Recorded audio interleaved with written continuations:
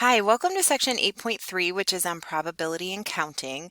We have talked a lot about probability in 8.1 and 8.2, and you may remember that a lot of those problems involved a fair amount of counting. So if you think back to the card examples, for example, those problems, we would look at the picture of all of the possibilities that would be in a deck of cards, and we'd be counting all of the different scenarios that we were being asked about. So in this section, we're going to expand on the counting part and look at some other tools that we can use to help us count these experiments a little bit better, and then put that counting, those counting resources to test by actually finding some probability. So let's start by just reviewing the fundamental counting principle from 8.2. So in example 1a, we have 4 blood types, A, B, AB, and O.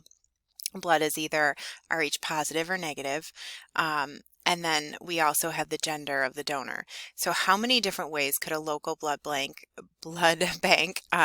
label a blood sample? So the fundamental counting principle basically just says that if you have a scenario where there's certain types of attributes that are being looked at, if you want to know the possibilities, total possibilities of all of them put together, like all the different combinations of those attributes, all you have to do is multiply the number of possibilities of each specific attribute. So for example, with blood type, we've got our blood samples. We have blood type. So I'm just going to put a line for all the different possible attributes. So we've got blood type, and then there's the Rh factor, and then we've got gender. So in this case, we go through and we say, okay, well, there's 4 types of blood that could be labeled. It's going to either be positive or negative, so there's 2 possibilities for Rh, and it's going to be labeled as either male or female, so there's 2 possibilities there. And so we can multiply those all together, and that's going to give us the total possibilities. So 4 times 2 times 2 is 16 different ways that a blood sample could be labeled.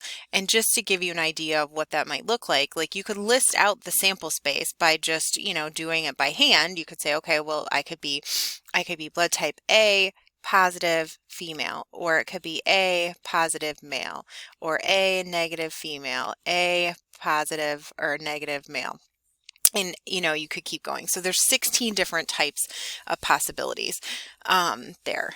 And then that's possible, or that's helpful in just determining, if you're finding the probability. It's nice because a lot of the probability questions surrounding this type of problem, they'd be out of 16 because that's the total number of possibilities. So let's look at B. And if you want, this would be a great place if you want to pause the video and try B and C on your own before we talk about it. So for B, we've got capital letters A, B, C, D, and E, and they're going to be used in a 4-letter ID card. How many different cards are possible if the letters are allowed to be repeated? So that's really important, the are allowed to be repeated part. Part C, you'll notice, is the same type of question, but it's they can only be used once. So we're going to look at both types of problems. So this is a fundamental counting principle problem because when we're looking at ID cards, and this is the same as passwords, each different letter or digit of the password could be thought of as like an attribute. So if we're going to make a 4-letter ID card, then I'm going to draw 4 lines, and they're going to represent the first letter on the ID card, the second, the third, and then the fourth. And then you can go through, and let's start with the first letter and think, okay, so the first letter in the ID card, if they're allowed to be repeated, we're making ID cards like, for instance, A, could be an ID card because we're allowed to repeat, or A, B, or AAAC. And you can imagine there's a lot of different possibilities. This would be one where you would not want to sit and list all these out. The first one, A, you could have done that, but for this one, there's just too many. So if we can choose from A, B, C, D, and E, then there are 5 different choices for the first letter. The second letter, if we can repeat letters in the ID card, then there's 5 choices for the second one. There's 5 A, B, C, D, or E is available for the third letter, and then A, B, C, D, or E, 5 choices for the fourth. So we're going to multiply 5 times 5 times 5 times 5 and we get 625 different ways. So 625 different ID cards could be created.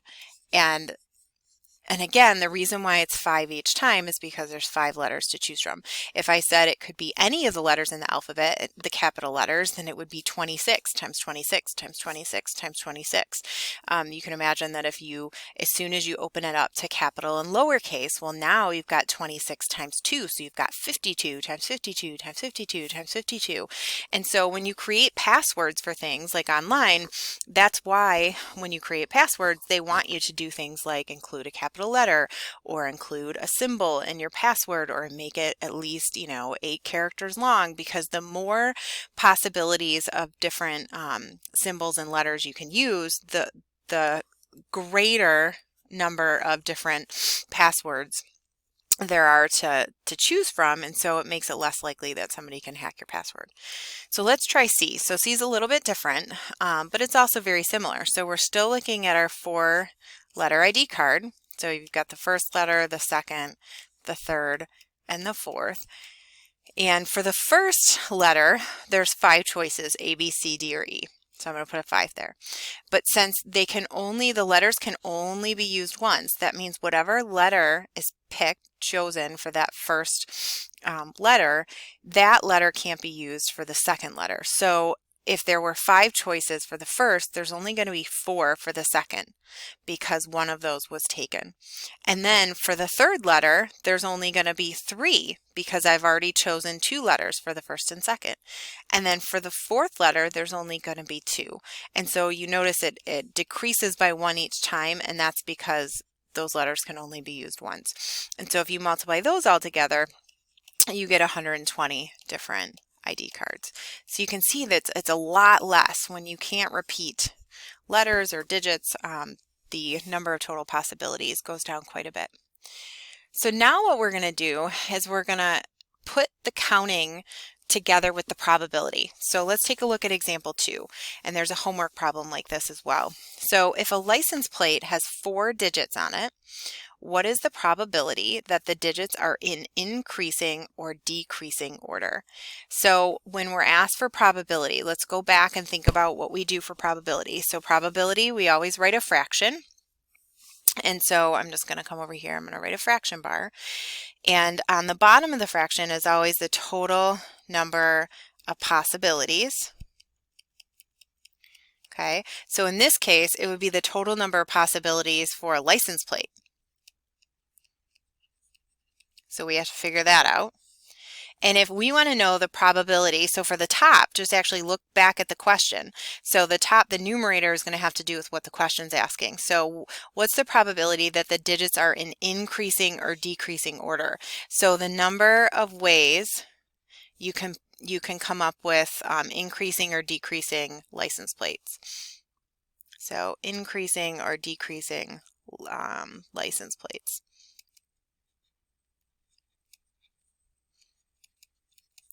Okay, so for the bottom is doable right now. If we think about the total possibilities of a license plate, so total possibilities. So to find the total possibilities, and if it's a 4-digit license plate, so 1, 2, 3, 4, this is similar to the ID card that I just did above.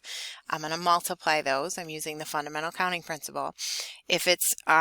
If we're using digits, digits would be like 0, 1, 2, 3, 4, 5, 6, 7, 8, and 9. Those are the digits we have to choose from for license plates, or at least for this example. In reality, we usually use letters with our license plates also, which gives more possibilities. But in this case, it's just digits. So there are 10 different digits, 0 through 9. Okay, and assuming you can repeat digits, it doesn't say anything about not being able to repeat. It's going to be 10 times 10 times 10 times 10, and that's going to be 10,000 different possibilities. Okay, so that's the denominator. And then for the numerator, the number of ways you can write increasing or decreasing license plates, this is one where I'd start just trying to write it out. So If we think about the ways that we could write an increasing license plate, so let's just do increasing first. We could start with 0 and go 0, 1, 2, 3. And remember, it's only 4 digits, so we'd stop there. I could do 1, 2, 3, 4, 2, 3, 4, 5, 3, 4, 5, 6, 4, 5, 6, 7, 5, 6, 7, 8, 6, 7, 8, 9. And then if I kept going, 7, 8, 9, I can't do 10 because 10, that would end up being 1, 2, 3, 4, 5 digits, and that wouldn't work. So those are the only options for increasing order. So we've got 1, 2, 3, 4, 5, 6, 7. So there are 7 different ways to write it in increasing order. And then you do the same for decreasing. So I'm just going to write a little 7 there for increasing. And for decreasing, it's going to be the same number. So I'm going to go ahead and write those out though, so it's super clear. So for decreasing, I could start with my biggest number, which is 9. So 9, 8, 7, 6, 8, 7, 6, 5, 7, 6, 5, 4, 6, 5, 4, 3, 5, 4, 3, 2, 4, 3, 2, 1, 3, 2, 1, 0. And then I can't go anymore because if I started at 2, I'd be 2, 1, 0, and then I have to do like a -1, which is not going to apply in this scenario. So we've got 7 in decreasing order. So total, there's 14 different ways that you could write an increasing or decreasing license plate because there were 7 of increasing and 7 decreasing. And then there are 10,000 different ways you could make a 4-digit license plate. So the probability would be 14 divided by 10,000. And if you divide that, you end up getting 0.0014. And if you think about that in terms of percentage, if we move the decimal 2 spots right, it'd be like 0.14% chance. So a very, very small chance that if you looked at all those possible license plates and closed your eyes and randomly pick one, that you would get one where the numbers were in increasing or decreasing order. So it's not very likely. Now for the next one, what is the probability that the digits are not in increasing or decreasing order? So I want you to think about that rule of the complements, and we talked about this in previous videos, and this would be a great place to pause the video and try this on your own. So with complements, we can always find, and I'm just going to go back to the snow example that I used before. For example, if I say that there's a 70% chance that it's going to snow today, then that means there's a 30% chance that it's not going to snow, because when you have complementary events, they should always add together to equal 100%. So complementary events where there's either one thing or the other could happen. There's not more choices, like snowing or not snowing. And so in this case, the probability that the digits are not in increasing or decreasing order, well, they're either going to be or they're not going to be. And so those together need to equal 100%. Since we're not dealing with percentages here, we're dealing with decimals. The decimal equivalent, like in my snow example, would be 0.70 plus 0.30 equals 1. Or I could rewrite it and say 0.30 equals 1 minus 0.70. I just move that on the other side. And so the formula is that if you have an event, that's the same thing as 1 minus the complement of the event. And you could write it E complement, or you can even write it out, complement of the event. And so I'm going to use that property with this example, because I don't want to sit here and list out all of the different ways I could have a license plate that's not in increasing or decreasing order, because there's 10,000 possibilities. And so if 14 of them are not, or are increasing or decreasing, then I'm not going to list out the others because that would be a lot. So what I'm going to do is I'm going to say, okay, well, if my event, we'll say, is not increasing or decreasing order, then I'm going to do, so let me just actually write it like this. So the number that are not in increasing or decreasing order is going to be 1 minus the number that are in increasing or decreasing order. So I'm just going to do 1 minus 14, or I'm sorry, not 14. We're going to do the probability of that happening. So so we're going to do 1 minus 0.0014 is going to, because that's a probability of it not happening, or I'm sorry, being in an increasing or decreasing order, and that's going to give us the probability of it not being in increasing or decreasing order. So if we subtract those two numbers, we get 0.9986. Okay. The other thing that you could have done is you could have said, well, if 17 out of 10,000, or I'm sorry, 14 out of 10,000 are in increasing or decreasing order, well, 10,000 minus 14 are not. And you could have done that number over 10,000 and got the 0.9986. So there's a couple different ways to look at this, but so there's basically a 99.86 chance, really high chance that that license plate is not going to be in order. So a lot of times with probability, as we noticed above in the examples with license plates, you end up multiplying numbers that are in decreasing order. And so a factorial, which is what this symbol is with the exclamation mark, that's called a factorial symbol. That's a shorthand way to mathematically multiply a number by all the numbers less than it. So 4 factorial is shorthand for 4 times 3 times 2 times 1. So you take whatever number is in front of the exclamation mark and you multiply it by all the numbers less than that all the way to 1. You always stop at 1. If you went to 0, then the answer would always be 0, so that wouldn't be helpful. So in this case, we could work this out with our calculator just by hand. It wouldn't be that big of a deal and get 24. Let me show you though how to use a calculator to do this. So I have a virtual TI-84, but I'll also show you a picture with the TI-30 too. And if you don't have a graphing calculator or TI-30, if you have, most scientific calculators are going to have a factorial button. You just have to look for it. So in the graphing calculator, and well, with all calculators, what you have to do is you have to put the number in first. So we're doing 8 factorial, which is A.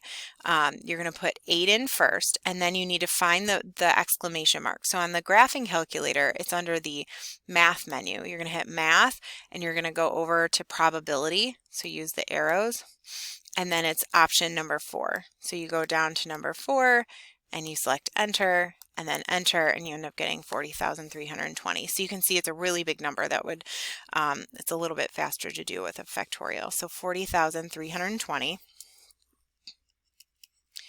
And then let me show you on the TI-30, and this is the same as the TI-34 as well. Let's see here.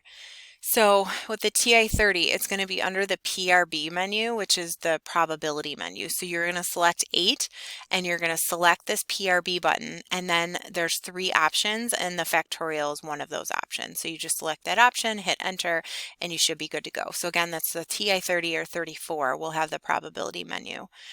Okay, so I'm just going to go back to the notes. So when you have more complicated factorial problems where you have a fraction, you just want to make sure, like, depending on your calculator, if you have a fraction button on your calculator, the TI-30 and TI-34 have an N over D button.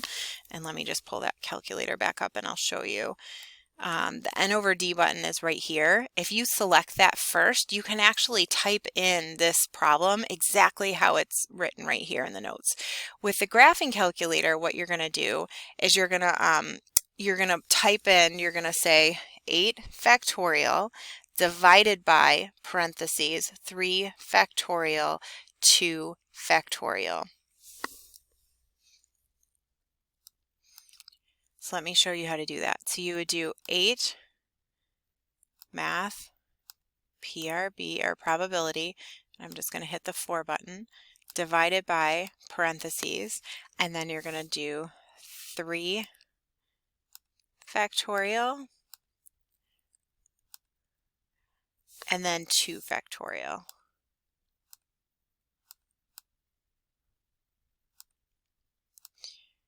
And you can also use an N over D button with your calculator too. I forgot to mention that, but not all graphing calculators have it. So it's over in the, I think it's in the numerator, no, not in the, it's over in the fraction. Yep, it's under the fraction menu. So if you want to use that, you can.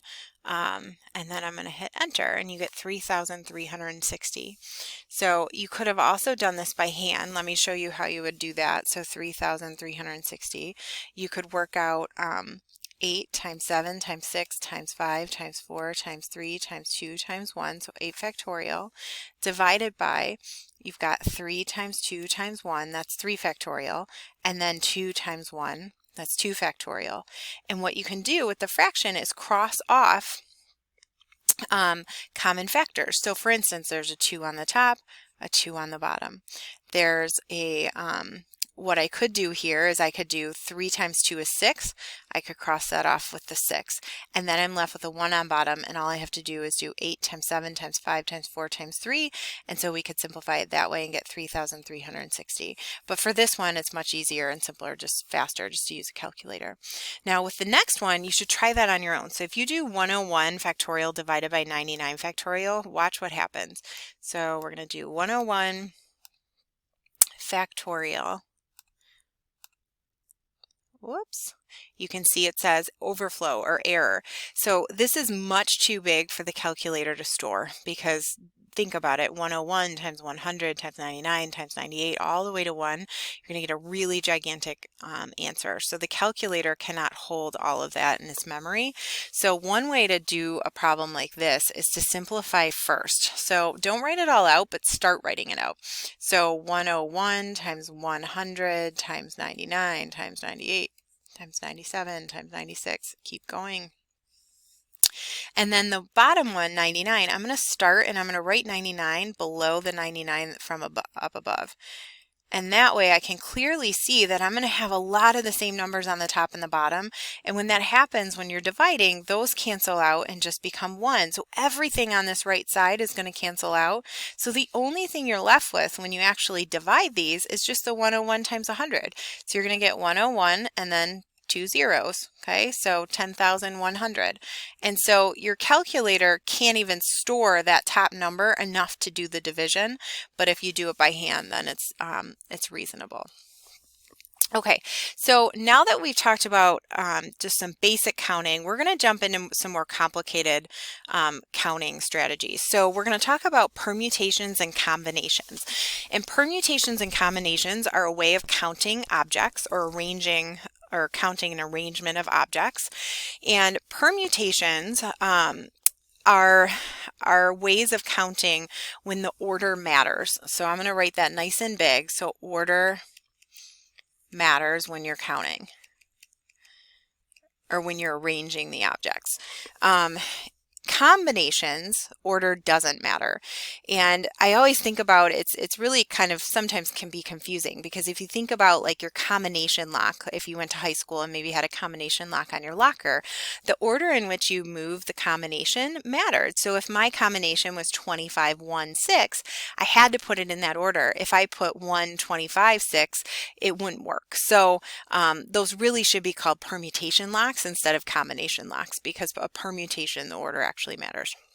So there's a formula for permutations, and you can see it below in the box. I put it here just because, well, one, it's in our book, so if you see it, I want you to know sort of where it comes from.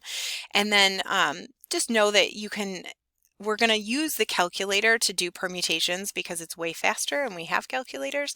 But I did want you to just be aware that there is a longhand way to do this if you didn't have a calculator.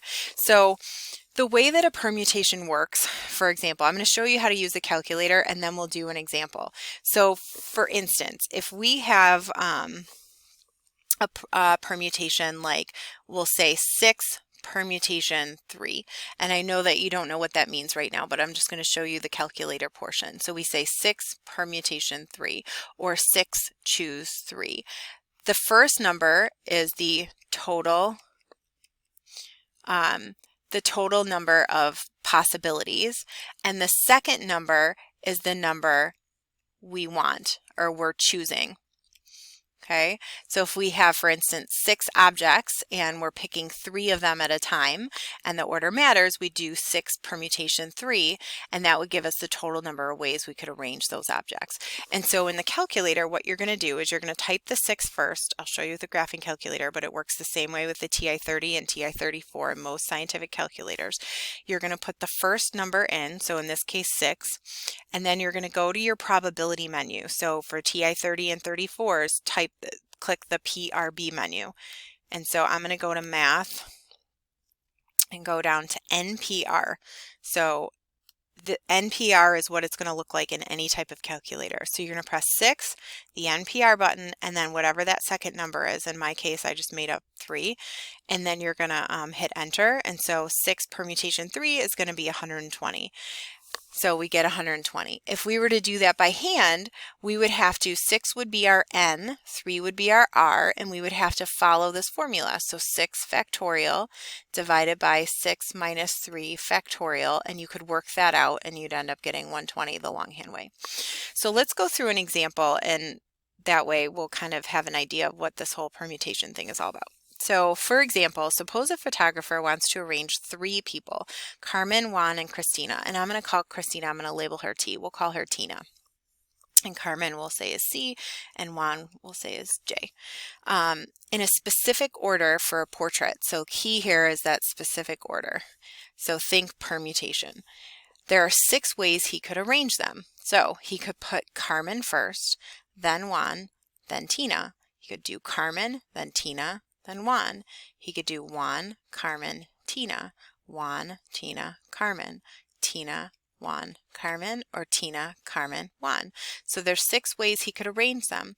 The way that you do this in a permutation is you would say, okay, there's 3 total people and you want to pick all 3 of them because you're using all 3 in the photo. So 3 is the total people, total number of people, and 3 is the number of people we want. If for some reason you had, let's say, 5 people total, but you only wanted to pick 3 to be in the photo and order mattered, you do 5p3. So it doesn't always work out that they're the same number. And so if we do this in our calculator, 3 NPR 3, we end up getting 6. Okay, now in this specific example, it's small enough that we could just list them out. We didn't need to do a permutation, but a lot of times we're going to be dealing with different scenarios where there's a lot of possibilities and it's not possible for us to list them out, like in example 5. So example 5A says for Ozfest 2008, there were 9 bands scheduled to perform on the main stage. How many different orders could the bands have scheduled to perform? So there's a couple of different ways you could do this problem. You could use a permutation like we just did and say, okay, well, if the order in which they if the order matters, and in this case I would say it does, because in the question it's asking how many different orders, meaning like if somebody is first on stage, that's a different scenario than if they're 9th on stage. I'm going to use a permutation. So, and in this case, I would do 9p9 because there's 9 total bands. And there's 9, all 9 are playing. So we could do 9p9 on the calculator. So I'm going to do one of these again just to practice. So 9, and then find your probability menu. So in my case, it's under math, and then I select 4. Whoops. I was doing the factorial and thinking of that one. So it's going to be number 2 NPR, and then I'm going to select 9, enter. So that's a really big number, 362,880 different ways. So 362,880 ways.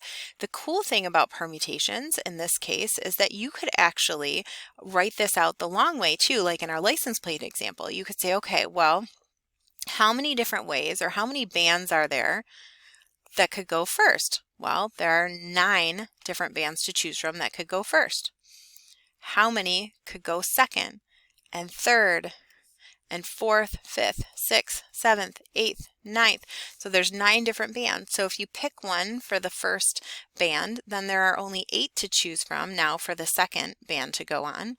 And then there's only 7 for the third, and 6 and 5 and 4 and 3 and 2 and 1. And if you multiply those all together, you also end up getting 362,880.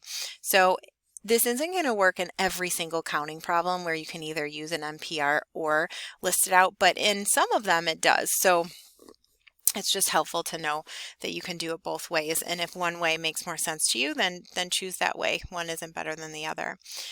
So let's look at an example when a certain number of objects has been chosen for a larger pool. So example 6, how many different ways can a pledge class with 20 members choose a president, vice president, and Greek council representative? So now we're only choosing 3 from a larger group, so it's a little bit different than that last example. So we could write it out. So there's 2 different ways you could do this problem. You could say, well, there's 3 different offices we're trying to hold. So we've got president, vice president, and then we've got Greek council representative. And so if there are 20 total people to choose from, then we could say, well, there's 20 people that could be president. If no pledge can hold 2 offices, that means that there's only 19 people left that could become vice president, and there's only 18 to be Greek council representative. So if we multiply those all together, then we could get our total that way.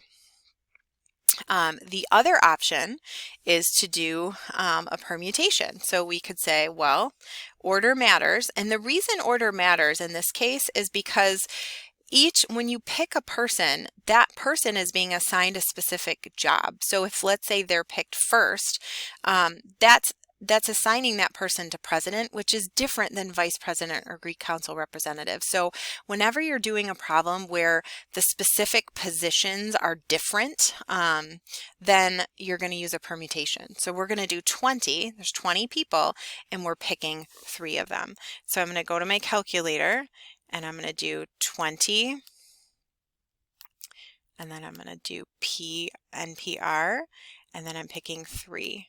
Okay, and you can see that if I do 20 times 19 times 18, we end up getting the same thing. So 6,840. So we get the same thing no matter what. So 6,840. Okay, so why don't you try the you try down below. So how many different ways can a manager, whoop, bear with my scrolling. Sorry about that. How many different ways can a manager and assistant manager be selected from a department consisting of 10 employees? So in this case, I would do 10 employees, P, and 2 because manager and assistant manager. So I'm picking 2 positions, and since those positions are different and specific, then I'm using a permutation because the order in which I select the people is assigning them to different jobs. So that's order is important. So I'm going to do 10P2, and when you do that in your calculator, you get 90. Another way of doing it is saying, well, I have 2 positions, so I've got manager and assistant manager. And there are 10 people to choose from for manager, and there are 9 people because I already picked one for manager for assistant manager. And if I multiply those together, I end up getting 90.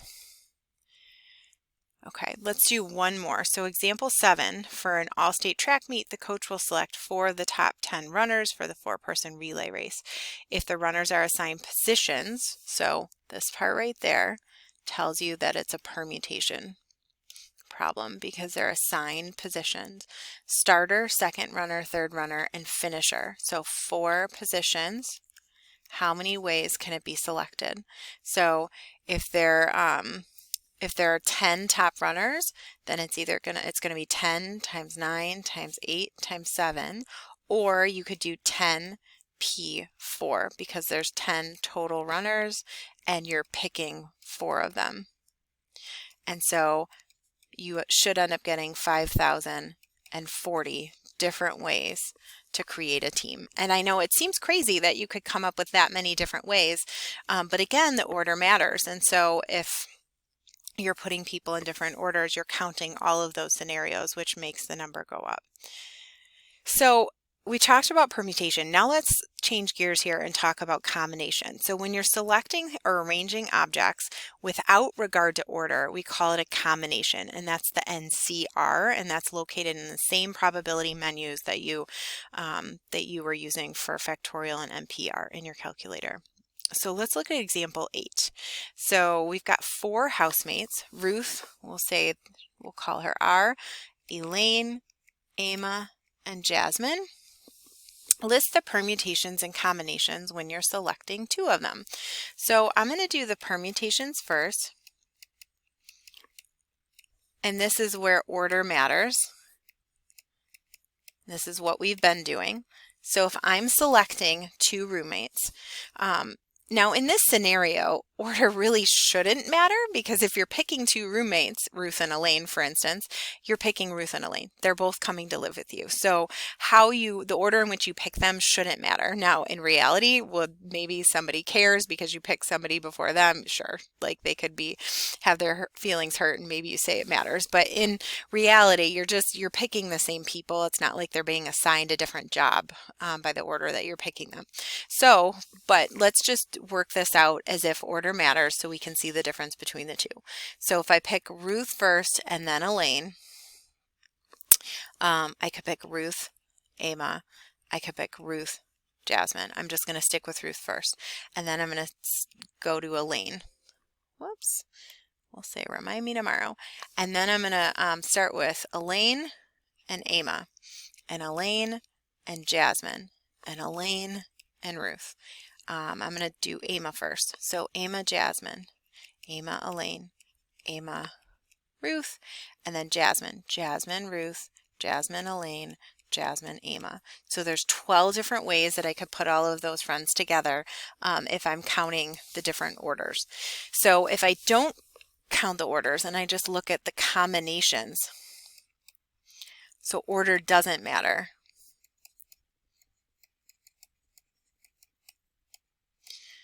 In this case, how many ways can I just combine two people? I could put Ruth and Elaine together. I could put Ruth and Emma together. I could put Ruth and Jasmine together. I could put Elaine and Emma, Elaine and Jasmine. I'm not going to do, notice here that I'm not going to do the opposite. So if I write down Ruth and Elaine, I'm not writing down Elaine and Ruth because I already put them together. So that's already counted. And then I could do Emma and Jasmine together. So there's half as many.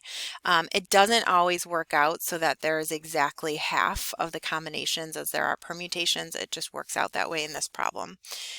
So let's do some examples. How many combinations of 4 objects are there taken 2 at a time? So very simple, no context here, but let's just practice with our calculator.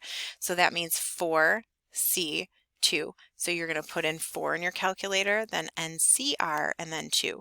So I'm going to take 4 and then go to the probability menu. NCR in my case is the third option down, and then you're going to choose 2. And you're left with 6. So the answer there is 6. Instructor posts a list of 8 group projects. Every group is required to do 4 at some point. So how many different ways can a group choose the 4 projects that they want to do? Now, if you're just picking 4 projects and the order does not matter, we're going to say 8C4. So 8C4. So I'm going to type 8 first, and then go to the probability menu, NCR, which is number 3, and then I'm going to choose 4, and I end up getting 70. So there's 70 different ways you can pick those 4 projects. Now with a combination, there's no way to do this by drawing out the lines and multiplying using the fundamental counting principle like we did with permutation. So if it's a combination, you're just going to use the NCR method, and that would be your only choice. So example 10, a card game is a really great example of a combination, because if you're playing cards, all it matters is what cards are in your hand. It doesn't matter if you're dealt them in a specific order. If you have them, you have them. If you don't, you don't. And so these are good combination problems. So for example 10, we have a standard deck of 52. There are 4 jacks, 4 queens, 4 kings, called face cards. So there's 12 face cards altogether. Assume that being dealt a hand in cards is like selecting those cards at random from a deck. An ace can count as low, 1, and also the high card. So how many different 4-card hands are possible from a deck of 52 cards? So if you have 52 cards total, and you're selecting 4, you're going to do 52C4. And if you work that out in your calculator, you should get 270, 725. And I would do these at least a couple times in your calculator to make sure you're getting the answers I do. For B, how many different 4-card hands with 4 face cards are possible from a deck of 52? So if we think about the face cards, let me write that out again. So face cards would be Jack, Queen, and King. So there's 4 Jack, 4 Queen, and 4 King. And so altogether there's 12 total face cards.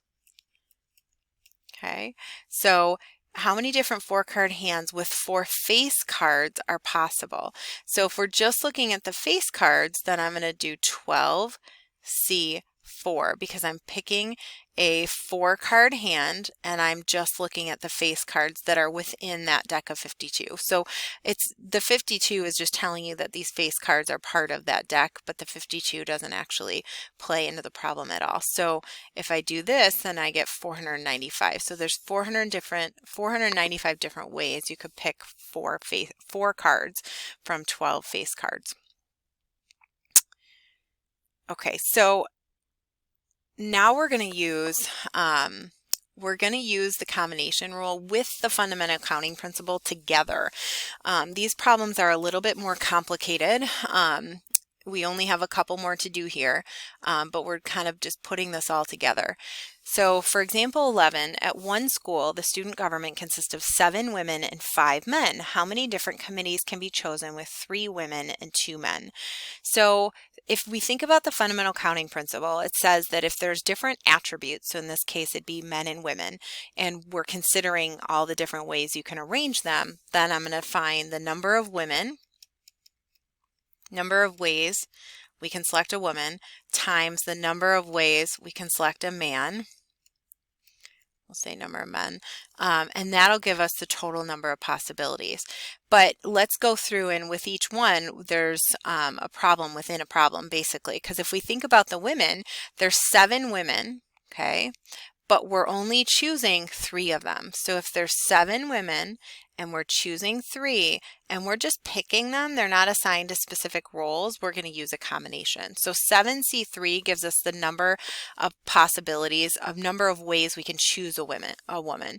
So number of ways we can choose a woman. It's probably a better way to say it. And then number of ways we can choose a man, we'll say man, would be there's 5 men, okay, and we're picking 2 of them, so we're going to do 5C. I shouldn't have written down C there. It should be 5C2 for the number of ways you can choose a man. And so the way you're going to put that in your calculator is exactly how it looks here. So you're going to do 7, math, probability, we're going to do NCR, which is 3, so we're going to do 7C3, and then times 5. Whoops, actually, you know what? Let's go back here. If you notice here, these are small, and the 5 is still a subscript, and we don't want that. So I'm going to hit the delete key, and I'm going to go ahead and, you know what, I'm going to clear this out. Let's use parentheses. So we're going to do 7, and I actually don't think the parentheses are necessary in the smaller calculators like the TI-30 and 34, but parentheses are always a great idea, so I would just use them for a problem like this. So 7C3, and then I'm going to use my arrow here, I'm going to come back out, times, and then I'm going to do 5C2, so 5, whoops, 1 too far, 3, so 5C2, and then I'm going to come out of that, end parentheses, enter, and I get 350 different ways of choosing 3 women and 2 men. Good. Okay, so let's look at example 12. So example 12 says the names of 11 fifth graders, including the top math and top spelling student, fifth grade class, are placed in a hat and randomly selected to sit on stage with the governor for his visit to school. 4 students are randomly selected to join the governor. And how many ways can 4 students be selected for first chair, second chair, third chair, and fourth chair to join the governor? Now, since there's specific seats, is it tells me that I need to do a permutation. So if you're told specific positions or seats, that's automatically a permutation problem. It's telling you order matters. So you can do the dashes. You can say, okay, first chair, second chair, third chair, fourth chair. You can do it this way. Okay. And it says there are 11 students total. So there's 11 students in running for the first chair, and then there'd be 10 for the second, and then 9, and then 8, and you can multiply that out, and you get 7,920. You could also, if you want to do 11p4, and that would also give you that same answer. So again, I can do the dashes because it's a permutation problem, so I always have those two options when permutation. For B, in how many ways can 3 more students be selected for the remaining chairs if the top math student is to sit in the first chair? So this one's a little bit different because we're being told that the top math student for sure sits in the first chair. So that's a given. So the way I could diagram this out is I could have my 4 chairs, but I could write top math. So we know this person is already chosen and they're for sure sitting in that first chair. So we almost don't even have to think about that chair at all. And so now there'd only be 10 students left because the top math person is taken out. So that'd be 10 times 9 times 8. So 10 times 9 times 8. Okay. So we end up getting 720 there. The other thing we could do is we still could do a permutation. It would be 10p3 because this person is already chosen. So that person is not included in the calculating of the number of different possibilities. So there'd be 10 students left and we're picking 3 different positions from that. And then 10p3 also gives us that 720. In this case though, I almost think drawing out the dashes, diagramming it is a little bit better just because it really diagrams what's going on. And then C, what's the probability that the top math student will sit in the first chair? So if we want to know the probability, let's just write a fraction, because when we are asked for probability, we always write a fraction bar, and we need to find the total on the bottom. So total what? So if it wants us to find the probability that the top math student will sit in the first chair, we're going to figure out the total number of ways that all 11 students are arranged, like the grand total. And then if it wants the probability that the top math student will sit in the first chair, so this is number of ways we can arrange the chairs if top math student is first. Okay, no, it's kind of lengthy, but it helps to write that all out. So let's do the bottom first. That's usually easier. So total number of ways that all 11 students are arranged. So we're going to take 11 students and arrange 4 of them. That's going to go on the bottom. And that's exactly what we did. That was the first problem we did, 11p4. So the very first problem we did, 11p4, we said that that was 7,920. And then number of ways we can arrange the chairs if the top math student is first, that would be what we did in B. We said, well, that was 10p3. Or you could do it by multiplying 10 times 9 times 8. So we got 720. And if we divide those two numbers, we end up getting 0.09. Or 9%. So there's about a 9% chance, 0.09 chance that the top math student will sit in the first chair. So that is it in terms of 8.3. As always, just let me know if you have questions. I'm happy to help.